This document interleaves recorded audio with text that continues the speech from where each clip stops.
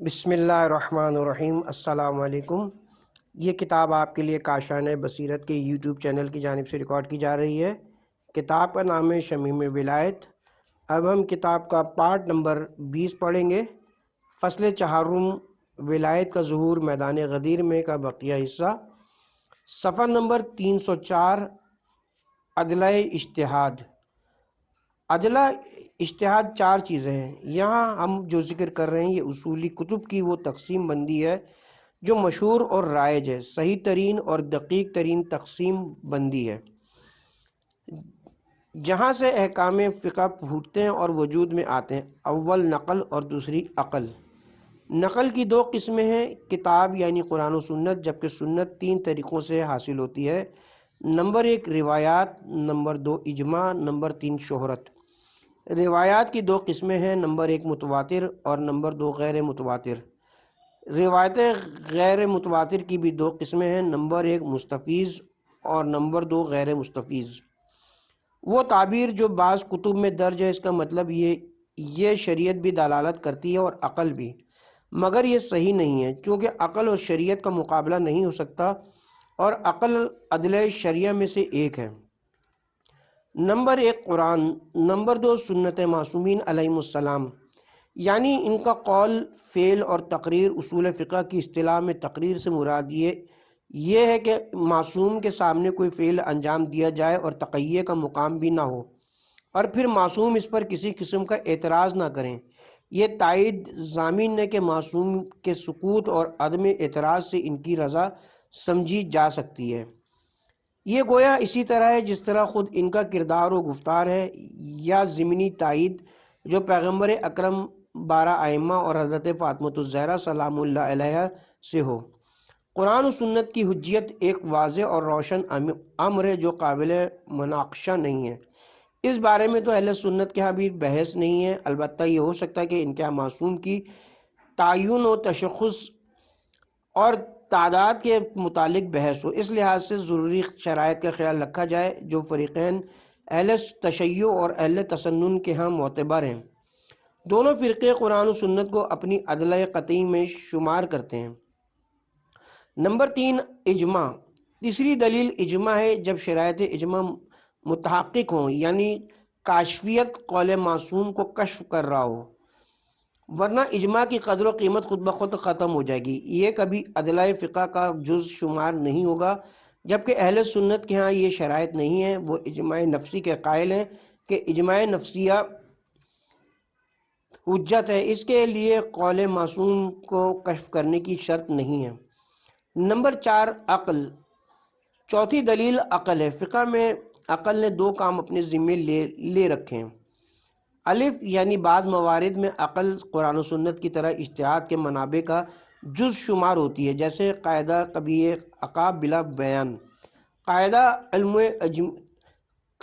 علم اجماع کے اطراف میں احتیاط لازمی ہے، قاعدہ برات یعنی برات یقینی کا حاصل کرنا لازمی ہے، خصوصاً ان موارد میں جب استغسال یقینی یعنی تکلیف شرعی بندے کے ذمے ہو، اور اس قسم کے موارد میں عقل صلاح و فساد، صحیح و غلط کو سمجھے اور حکم لگائے، اور شارع بھی حکم عقل کا احترام کر اس کی اتباع کو ضروری قرار دے۔ انہی موارد کے لیے کہا جاتا ہے کہ کل ما حکم بعقل حکم بشرع۔ حضرت علی علیہ السلام سے منقول ہے، عقل شریعت داخلی اور عقل شریعت خارجی بھی ہے۔ بعض موارد میں آیت اور روایت حکم عقل کے مطابق ہوتی ہیں اور اس کی تائید کرنے والی ہوتی ہیں، جیسے حدیث برات، قاعدہ قبیح عقاب بلا بیان کے لیے معید ہے، اور کبھی کبھی عقل کی تائید قرآن و روایات سے نہیں ہوتی ہے، جیسے قاعدہ تجریر، جب دو مقدور امروں کے درمیان انسان پھنس جائے۔ بے اجتہاد کے قواعد کلی کے استنباط میں یا پھر ان کے مبانی تیار کرنے میں مدد کرتی ہے، یعنی جب مجتہد حاکم شرع کو ان کی عدلہ سے استنباط کرتا ہے تو اسے بعض قواعد کی ضرورت پڑتی ہے۔ مثلا مجتہد پہلے ثابت کرے کہ آیات کے ظواہر انسان کے لیے حجت ہیں، کیا امر وجوب پر کیا امر وجوب پر دلالت کرتا ہے اور کیا نہیں حرمت پر دلالت کرتی ہے؟ عام اور خاص جب متعارض ہوں ان میں سے کون مقدم ہوگا؟ کیا استحساب تمام موارد میں حجت ہے؟ اس قسم کے قواعد قرآن و روایات کی موجودگی میں بھی اپنا ایک خاص حصہ ڈالتے ہیں۔ یہ کلی قواعد آیات اور روایات اور بناء عقل وغیرہ سے خارج ہوتے ہیں، پھر انہیں مبانی کلی استنباط کا نام دیا جاتا ہے۔ مجتہد کی اہم ذمہ داریوں میں سے ایک اہم ذمہ داری یہ ہے کہ وہ ادلہ فقہ کی وادی میں قدم رکھنے سے قبل ان مبانی کلیہ کو ان کے حقیقی مبانی جیسے قرآن، سنت، بناء عقل وغیرہ سے حاصل کرے، تاکہ پھر وہ اپنے موضوعات اور ضروری مسائل کو ان مبانی کلی کی روشنی میں آیات اور روایات کے سامنے پیش کرے، بلکہ اگر ممکن ہو تو مذکورہ مسئلے کا حکم یا موضوع حاصل کرے، پھر جا کر اس پر عمل کرے۔ خود مجتہد اور اس کے مقلدین پر واجب ہو جائے گا، اور اگر کسی مسئلے کا حکم قرآن و سنت سے نہ مل سکے تو پھر ایک منبع و مدرک ہے جس سے ایسے مسئلے کا حکم لیا جا سکتا ہے، اور وہ ہے عقل۔ ان تمام موارد میں عقل کے حکم قطعی طور پر عمل کیا جائے گا، چونکہ بعض اوقات عقل مستقیماً شریعت سے ہم آہنگ ہوتی ہے اور اس پر عمل ہوتا ہے، اور کبھی کبھار ظن خاص پر عمل ہوتا ہے، اسے عقل جائز قرار دیتا ہے۔ اس وقت ایسے ظن خاص کی پشت پناہی پر علم و یقین ہوتے ہیں۔ البتہ ایسا ظن جس کی پشت پناہی پر علم نہیں ہوتا، یعنی علمی اصطلاح کے مطابق طریقہ علمی ظن خاص یا ظن معتبر نہیں ہوتا۔ مجتہد مذہب امامیہ کے نزدیک ایسا ظن بے قیمت ہو کر رہ جاتا ہے۔ ماہیت قیاس، جو کچھ گزرا اس پر توجہ کرنے سے واضح ہو جاتا ہے کہ مذہب امامیہ کے اجتہاد کی پشت پر علم محکم موجود ہے، جبکہ اہل سنت کے قیاس کے معنی ہے ظن و گمان پر عمل کرنا، اس کی پشت پر علم نہیں ہے۔ ان کے ہاں موجود قیاس سے مراد یہ ہے کہ قرآن و سنت سے ایک مسئلے کا حکم دریافت کرنے کے بعد اس حکم کی علت عقل کی مدد سے معلوم کی جائے، پھر اس کو مبنی اور اصل قرار دیں۔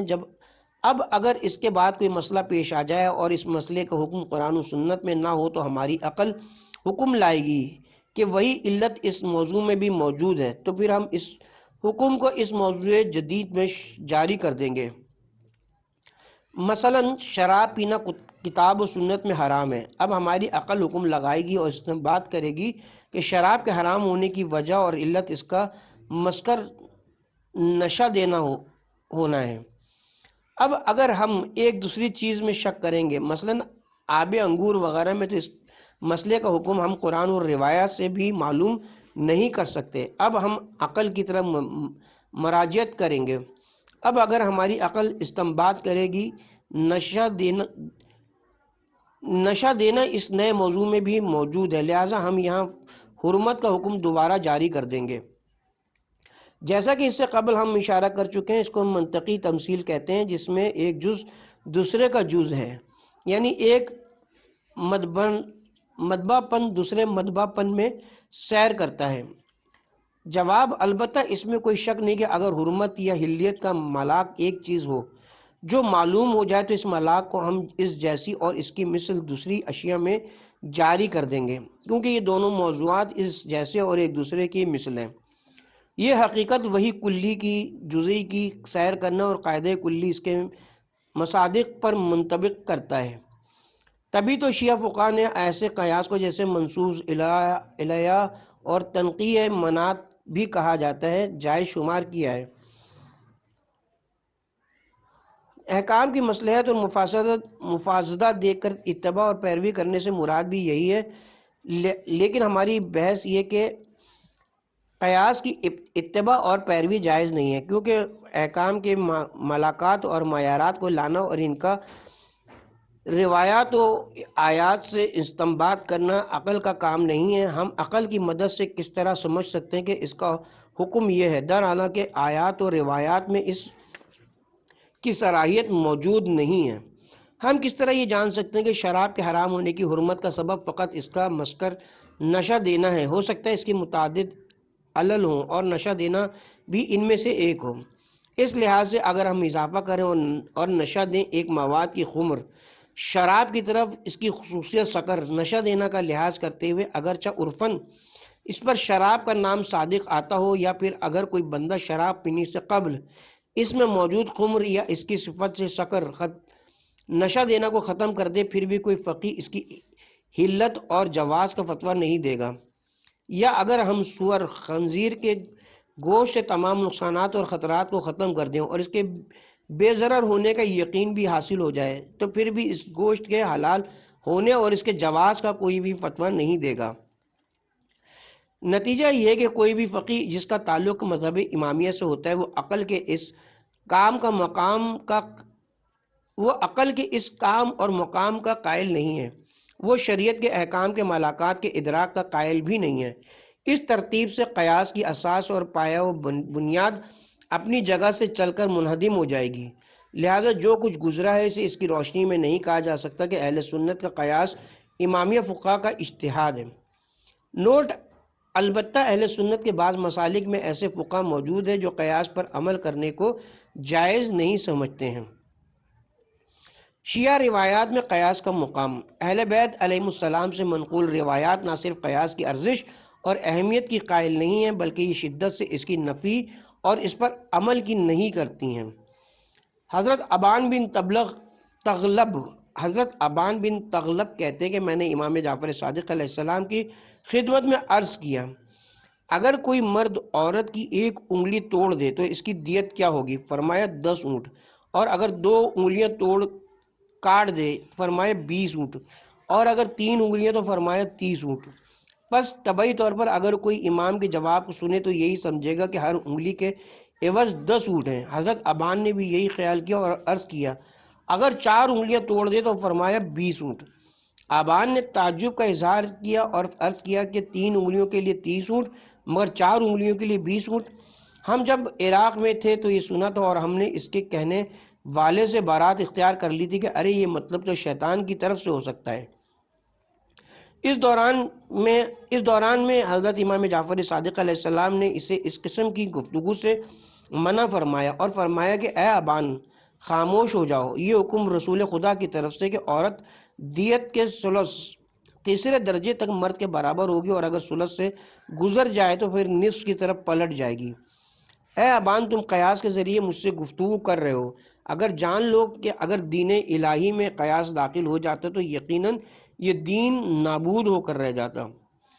حضرت امیر المومنین علیہ السلام نے جناب رسول خدا صلی اللہ علیہ وآلہ وسلم سے نقل فرمایا کہ اللہ تعالیٰ کا ارشاد ہے، اگر کوئی شخص میرے دین میں قیاس سے کام لے تو وہ میرے دین کی راستے پر نہیں ہے۔ حضرت امام صادق علیہ السلام کی خدمت میں قیاس کا امام: نعمان بن ثابت جو امام ابو حنیفہ کے نام سے مشہور ہے، اہل سنت کے 4 ائمہ میں سے ایک ہے۔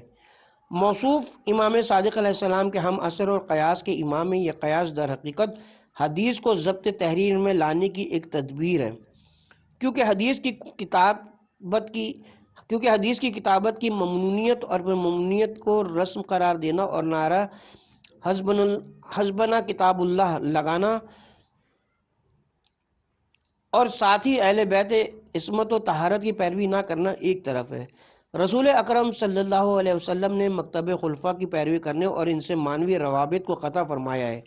بعد کی دہائیوں میں اس مکتب کے پیرووں نے اشتباہ کیا ہے، انہوں نے اس فکر سے کام لیا ہے، یہ ممنوعیت اٹھا لی گئی اس طرح کہ تم کتاب و سنت کے مطابق عمل کرو، مگر انہوں نے ایسی احادیث کا سہارا لیا ہے۔ دین کا وحی الہی سے کسی قسم کا رابطہ نہیں تھا، اس تک کعب بن احباروں اور ابو ہریروں کے ہاتھ پہنچ چکے تھے۔ وہ اس طرح کہ حضرت امام ابو حنیفہ معتقد تھے کہ صرف 70 احادیث صحیح اور قابل اعتماد ہیں۔ احادیث کی اتنی کمی کے سبب قیاس کا سہارا لیے بغیر کوئی چارہ نہیں بنتا، تبھی انہوں نے اپنے مکتب فقہی کی بنیاد و اساس قیاس پر رکھی ہے۔ در حالانکہ فقہ اور احکام عملی علوم نفلی کا جز اور حصہ تھے۔ یہاں عقل کو احکامات اور حکم کرنے کے لیے اور ان کے ملاکات کو پہچاننے کے لیے عقل کو دخالت کا موقع فراہم کیا گیا۔ ایسی عقلی دریافت احکامات کو بنیاد بنا کر حکم لگانا بغیر راستے کے چلنے کے مترادف ہے۔ اس طرح انسان حقیقت سے دور ہو جاتا ہے۔ اس کا معتقد ہی کہتا ہے کہ حقیقت اور واقعیت سے دوری اختیار کرنا مراد ہے۔ حضرت امام جعفر صادق علیہ السلام ارشاد فرماتے ہیں، اہل قیاس کوشش کرتے ہیں کہ وہ قیاس کے ذریعے علم حاصل کر سکیں، مگر قیاس کا نتیجہ حق سے دوری کے سوا کچھ نہیں نکلتا۔ دین و خدا کبھی قیاس کے ذریعے حاصل نہیں ہو سکتا۔ حضرت امام حسین علیہ السلام سے منقول ہے، جو بندہ اپنے دین کو قیاس کی بنیاد پر استوار کرے وہ ہمیشہ ہمیشہ کے لیے شک میں مبتلا ہو جاتا ہے، وہ کجروی اور بے راروی کی طرف چل پڑتا ہے، وہ اپنی راہ گم کر دیتا ہے اور ناپسندیدہ گفتگو کرنے لگتا ہے۔ امام صادق علیہ السلام نے امام ابو حنیفہ کو قیاس کرنے سے منع فرمایا تھا۔ حضرت ابو حنیفہ نے آپ سے جو وعدہ ترک قیاس اور اسے اہمیت نہ دینے کے سلسلے میں کر رکھا تھا، حکومت و جاہ طلبی کے شوق نے ان سے اس وعدے کی خلاف ورزی کا ارتکاب کرایا۔ پھر ان کی ملاقات صادق آل محمد سے ہوئی۔ آپ نے فرمایا، ابو حنیفہ نے وعدہ کیا کہ اس مجلس محفل کے بعد میں کبھی خدا کے دین کے بارے میں رائے اور قیاس سے کام نہیں لوں گا۔ حضرت امام صادق علیہ السلام نے فرمایا، نہیں، ہرگز نہیں، حب ریاست تجھے ہرگز ایسا نہیں کرنے دے گی، بلکہ تم سے پہلے والے حضرات بھی تیری سوچ کو عملی جامہ نہیں پہنا سکے ہیں۔ ابو حنیفہ کی امام جعفر صادق علیہ السلام سے ملاقات اور مناظرے کو متعدد زاویوں سے مختلف حضرات نے اپنے اپنے انداز میں نقل کیا ہے۔ ان میں سے مناظرہ خود حضرت ابو حنیفہ نے نقل کیا ہے۔ لکھتے ہیں کہ میں ایک دفعہ حجام کی دکان پر گیا تاکہ اپنے سر پر استرے یا بلیڈ کے ذریعے فر کھلوا سکوں۔ حجام نے مجھ سے کہا، اپنے دائیں حصے کو آگے کرو اور قبلہ رخ ہو جاؤ، نیز خدا کا نام لو، اپنی زبان پر جاری رکھو۔ کہتے ہیں کہ میں نے اس حجام میں 3 چیزیں ایسی دیکھی جو خود میرے اندر نہ تھیں۔ میں نے پوچھا، تم غلام ہو یا آزاد؟ کہنے لگا، غلام ہوں۔ کس کے غلام ہو؟ کہنے لگا، میں حضرت جعفر بن محمد علوی صادق آل محمد کا غلام ہوں۔ میں نے کہا، کیا آپ صادق آل محمد یہاں تشریف فرما ہیں؟ اس نے کہا، بالکل، یہاں موجود ہیں۔ میں آپ کی تلاش میں اٹھ کھڑا ہوا، اذن ملاقات مانگر مگر اجازت نہ ملی۔ اتنی دیر میں چند اہل کوفہ آ گئے، انہوں نے اجازت مانگی، انہیں اجازت مل گئی۔ میں ان کے ہمراہ داخل ہو گیا۔ جب آپ کے نزدیک بیٹھ گیا تو عرض کیا، اے فرزند رسول، کسی کو کوفہ بھیجیے تاکہ وہ اہل کوفہ کو اصحاب رسول کی اہانت کرنے اور سب و شتم سے روکے، کیونکہ میں جب کوفے سے آیا ہوں تو 10,000 افراد اس ناپسندیدہ عمل کے مرتکب ہو رہے تھے۔ آپ نے فرمایا، وہ میری بات نہیں سنیں گے۔ میں نے عرض کیا، اے فرزند رسول، کون ہے جو آپ کی بات نہ مانے؟ آپ نے فرمایا، ان میں سے ایک تم خود بھی ہو جو میری بات کو تسلیم نہیں کرتے، میری اجازت کے بغیر میرے گھر میں داخل ہوئے ہو اور بیٹھ بھی گئے ہو، اور بغیر غور و فکر کیے مجھ سے گفتگو کر رہے ہو، گویا مجھے مطلع کر رہے ہو کہ تم قیاس کے مطابق حکم لگاتے ہو۔ میں نے عرض کیا، جی ہاں، ایسا ہی ہے۔ فرمایا، وائے بر تو اے نعمان، کہ ابلیس نے سب سے پہلے قیاس کیا، کیونکہ اللہ تعالیٰ نے جب ابلیس کو حضرت آدم کے سامنے سجدہ کرنے کا حکم دیا تو کہنے لگا کہ مجھے آگ سے خلق کیا گیا ہے، اور حضرت آدم کو خاک سے۔ پھر فرمایا، اے نعمان، کون سا گناہ بڑا ہے، قتل یا زنا؟ میں نے عرض کیا، قتل۔ آپ نے فرمایا، کیوں؟ قتل جو تیری نظر میں بڑا گناہ ہے، اس کے لیے 2 گواہ کافی ہیں، جبکہ زنا کے لیے 4 گواہ ضروری ہیں۔ کیا ایسے مقام پر قیاس مشکل کشائی کرتا ہے؟ میں نے عرض کیا، نہیں۔ فرمایا، کون زیادہ نجس ہے، پیشاب یا منی؟ میں نے عرض کیا، پیشاب۔ فرمایا، خدا نے پیشاب جو تیری نظر میں زیادہ نحس ہے کے لیے وضو واجب کیا اور منی کے لیے غسل، کیا ان مسائل کو قیاس حل کر سکتا ہے؟ میں نے عرض کیا، نہیں۔ پھر فرمایا، کون سی عبادت بزرگ و عظیم ہے، نماز یا روزہ؟ میں نے عرض کیا، نماز۔ فرمایا، حائضہ عورت پر روزے کی قضا واجب ہے، جبکہ نماز جو تیری نظر میں عظیم ترین ہے اس پر قضا واجب نہیں ہے، کیا قیاس یہاں مشکل کشائی کرے گا؟ میں نے عرض کیا، نہیں۔ پھر فرمایا، ان 2 میں سے کون سی زیادہ ضعیف ہے؟ ضعیف ہے، مرد یا عورت؟ میں نے عرض کیا، عورت۔ پھر فرمایا، خدا نے مرد کے لیے 2 برابر اور عورت کے لیے 1 حصہ میراث میں رکھا ہے، کیا یہاں قیاس مشکل کشائی کر پائے گا؟ میں نے عرض کیا، نہیں۔ فرمایا، خداوند کریم نے کیوں حکم لگایا، اگر کوئی بندہ 10 درہم کے برابر چوری کرے تو اس کے ہاتھ کاٹ دو، اور اگر کوئی کسی کا ہاتھ ظلم کرتے ہوئے کاٹ دے تو اس کی دیت 5000 درہم عطا کرے۔ خلاصہ، انسان کے ہاتھ کی قیمت 10 درہم یا 5000 درہم، کیا ایسے مقامات پر قیاس کے ذریعے مشکل حل ہو جائے گی؟ میں نے عرض کیا نہیں۔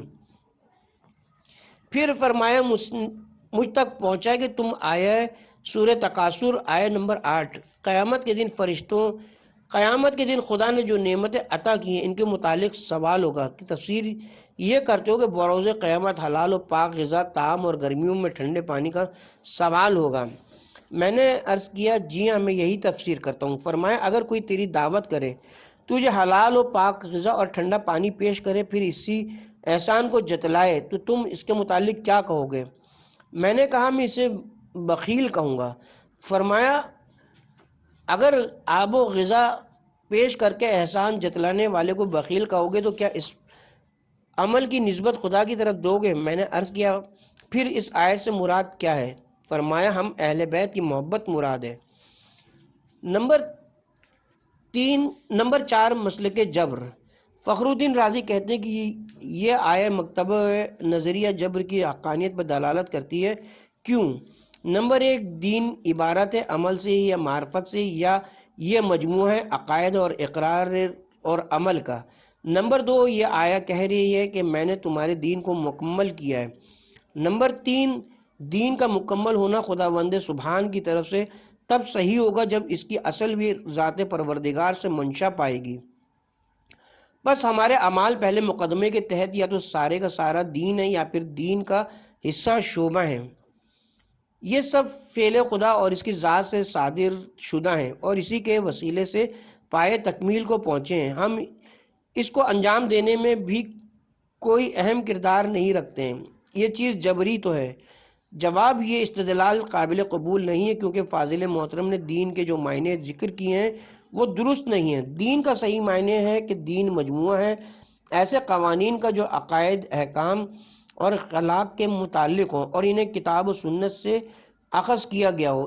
اس کے کلی خد و خال خطوط تمام الہی شرائع میں مشترک ہوں۔ قرآن نے بعض مقامات پر اس مجموعے کا اثباتی رخ پیش کیا ہے، جیسے ان الدین عند اللہ الاسلام سورہ آل عمران آیہ نمبر 19، اور کبھی نفی کے انداز میں اس کا تعارف پیش کیا ہے سورہ آل عمران آیہ نمبر 85۔ جو شخص بھی اسلام کے علاوہ کسی دوسرے دین کی پیروی کرے گا، اس سے کوئی چیز قبول نہیں کی جائے گی، وہ بروز قیامت خسارہ اٹھانے والوں میں سے ہوگا۔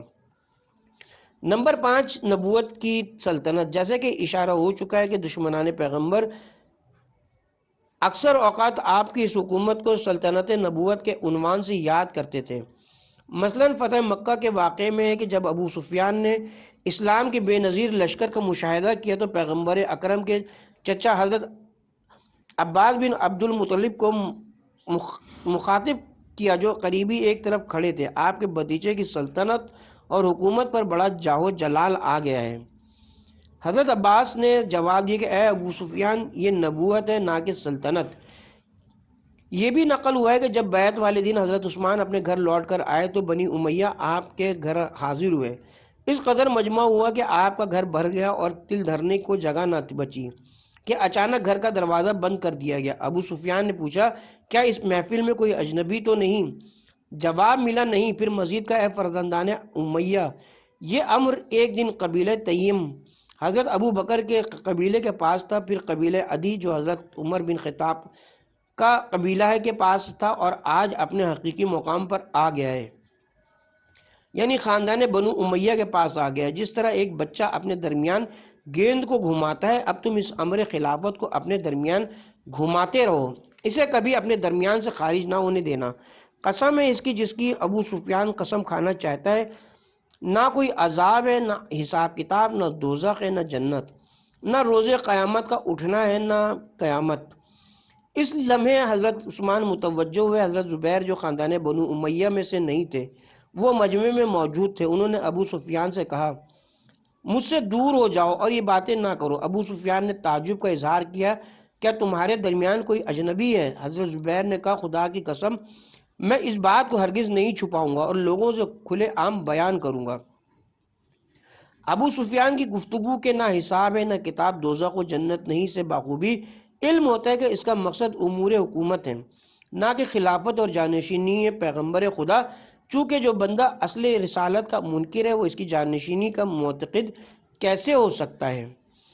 اسی کے پوتے یزید بن معاویہ نے کربلا کے دلسوز واقعے کے بعد بڑے ملحدانہ اور متکبرانہ انداز میں کہا کہ بنو ہاشم نے ملک اور سلطنت کا کھیل کھیلا اور نبوت کا لبادہ اوڑھ کر لوگوں پر حکومت کرتے رہے، جبکہ آسمان سے نہ کوئی وحی آئی ہے اور نہ ہی خبر نازل ہوئے۔ اس کا یہ تاریخ طبری کی عبارت سے استنباط ہوتا ہے کہ یزید نے جو شعر پڑھا یہ عبداللہ بن زبری کے دیوان میں سے ہے۔ یہ شعر اس نے جنگ احد کے موقع پر پڑھا تھا۔ اس شعر کو تمثیل کر دیا ہے اور اسے واقعہ عرہ کے موقع پر پڑھا ہے۔ البتہ باقی منابع نے یہ وضاحت کی ہے کہ واقعہ کربلا کے بعد جب اسیروں کو لایا گیا تو اس نے اس موقع پر پڑھا۔ یہ بھی ممکن ہے کہ اس نے دونوں مواقع پر یہ شعر پڑھا ہو۔ البتہ اس سے یہ نتیجہ اخذ کیا جا سکتا ہے کہ یزید اس شعر کے مضمون کا معتقد تھا۔ وہ نبی اکرم صلی اللہ علیہ وسلم کی نبوت کو سلطنت اور حکومت سمجھتا تھا، اور ایسا ہرگز نہیں کہ واقع کربلا کے بعد سرمستی کی حالت میں اس نے یہ بے اختیار پڑھ دیا ہو۔ نمبر 6، جملہ معترضہ۔ اس سلسلے میں جو اساسی ترین سوالات ہیں ان میں سے ایک یہ کہ اگر دو جملوں اپنے ما قبل اور ما بعد سے مربوط نہ ہوں تو پھر قرآن کریم کے اس حصے میں کیوں قرار دیے گئے ہیں؟ یہی سوال آیہ مبارکہ تطہیر انما یرید اللہ لیذھبکم عن الرجس کے متعلق بھی ہے۔ اگرچہ متعدد مقامات پر اس سوال کے اجمالی جواب دیے گئے ہیں، لیکن تکمیل کے عنوان اور جمع بندی کے عنوان سے کہا جا سکتا ہے کہ یہ وہ مقام ہے جہاں دو احتمال موجود ہوتے ہیں۔ احتمال اول کہ ان آیات کا مجموعہ ایک جگہ نازل ہوا ہے، یعنی یہ دونوں معترضہ جملے ہیں اپنے ما قبل اور ما بعد کے ہمراہ نازل ہوئے ہیں، ان کا نزول علیحدہ نہیں ہے، جیسا کہ ظاہر قرآن کا بھی یہی تقاضا ہے۔ ہم اس احتمال کی 3 طرح سے توجیہ کریں گے۔ نمبر 1، ان کا کہنے والا یعنی خداوند کریم نے اس اثر کے تحت جو ان دو جملوں میں موجود ہیں ان کو کلام کے وسط درمیان میں ذکر فرمایا ہے۔ نمبر 2، خداوند کریم نے تحریف سے بچانے کے لیے اور بدخواہوں کے ہاتھوں سے محفوظ رکھنے کے لیے ان دو جملوں کو یہاں ذکر فرمایا ہے، جیسے کبھی کبھی چور کو دھوکہ دینے کے لیے نفیس اور قیمتی اشیاء کو نامناسب مقامات پر رکھا جاتا ہے تاکہ یہ چوری سے بچ سکے اور چوروں کو ان کی خبر نہ ہونے پائے۔ نمبر 3، ان کی اہمیت اور زیادہ توجہ حاصل کرنے کی غرض سے انہیں یہاں ذکر کیا گیا ہے، جیسا کہ آج بھی مشہور اور رائج ہے کہ اشتہارات، پلے کارڈ یا خصوصی جملوں کو واضح اور دل نشین رنگوں سے لکھا جاتا ہے تاکہ نگاہوں کو جلب کر سکیں اور لوگ ان کی طرف متوجہ ہو سکیں۔ مثلا لفظ شہید کو سرخ رنگ سے اور باقی ائمہ کو سبز رنگ سے لکھا جاتا ہے، جیسے لفظ ولیتلف جو قرآن کریم کا نصف کو رنگین یا پھر ذرا بڑے سائز میں لکھا جاتا ہے تاکہ ہر کسی کی نظر اس پر پڑے اور وہ اپنے آپ سے سوال کرے کہ اس لفظ کی کیا خصوصیت ہو سکتی ہے کہ اسے اس طرح لکھا گیا ہے۔ سورہ نساء کی آیہ نمبر 162 کا جملہ والمتقین الصلاۃ نصی یا جری حالت میں استعمال ہوا ہے، جبکہ ادبی قواعد کے لحاظ سے اسے حالت رفعی یعنی والمتقیون میں اسے حالت رفعی میں ہونا چاہیے تھا۔ اس کی یہی توجہ کی جاتی کہ اس سے مراد صرف یہ ہے کہ اوقات نماز کو اجاگر اور نمایاں کرنا ہے۔ موضوع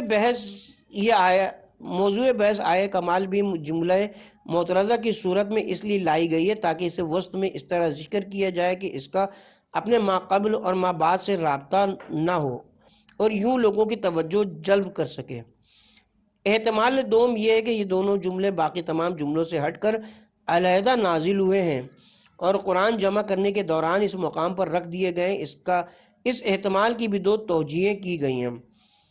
نمبر 1، پیغمبر اکرم صلی اللہ علیہ وسلم نے خداوند کریم کی اذن و اجازت سے انہیں اس مقام پر رکھا ہے۔ نمبر 2، آپ کی رحلت کے بعد جامعین قرآن نے تصمیم و ارادہ کیا تھا کہ وہ اس طرح اسے منظم کریں گے، اگرچہ یہ احتمال ان دو توجیہات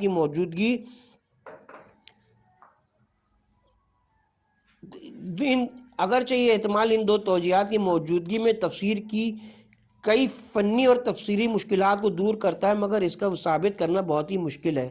اس کے لیے انتہائی معتبر دلیل کی ضرورت پڑتی ہے۔ قابل توجہ یہ ہے کہ یہ احتمالات آیہ مبارکہ تطہیر کے بارے میں بھی پائے جاتے ہیں۔ وہ جو کچھ بیان ہوا ہے اس کی بنیاد یہ تھی کہ یہ دو جملے اپنے مابعد اور ماقبل سے مربوط نہیں تھے، مگر کہا جا سکتا ہے کہ اس کا ماقبل اور مابعد سے رابطہ مکمل طور پر محفوظ ہے۔ مثلاً آیہ تطہیر کے متعلق کہا جا سکتا ہے پیغمبر اکرم کی ازواج کو مخاطب کرنے اور چند خصوصی احکام کا ذکر کرنے کے بعد خطاب متوجہ ہوتا ہے اہل بیت علیہ السلام کی طرف، اور اشارہ ہوتا ہے اے اہل بیت